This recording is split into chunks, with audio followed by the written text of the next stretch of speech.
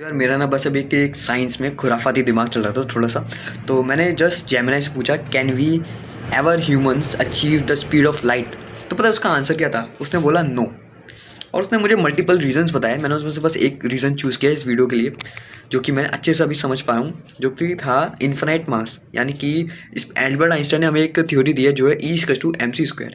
उन्होंने क्या कहा है, एनर्जी और जो मास है वो एक दूसरे से रिलेटेड है, और जो एनर्जी है वो स्पीड ऑफ लाइट से भी रिलेटेड है, वो कि स्क्वायर टाइम्स है।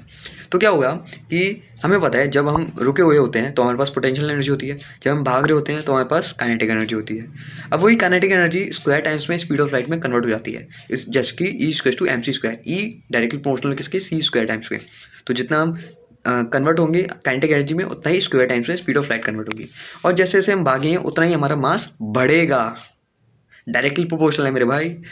तो स्पीड ऑफ लाइट जो है, स्पीड ऑफ लाइट वो इन्वर्सली प्रोपोर्शनल है रूट टाइम्स ऑफ मास के। But kinetic energy directly proportional है मास के। मतलब समझ रहे हो? The faster you go the heavier you become.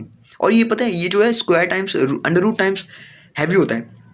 तो इतना ज़्यादा डे टू डे लाइफ में पता नहीं चलता, लेकिन जब हम स्पीड ऑफ लाइट के बारे में बात करें तो ये जो चीज़ है हमें लिमिट करती है।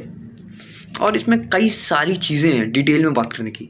तो हम चाहो तो मैं इसके बारे में बिल्कुल डिटेल में बात कर सकता हूँ, और रिसर्च बिल्कुल तगड़े लेवल पे करके। तो ठीक है, इससे क्या पता चल रहा है? साइंस इज गजब।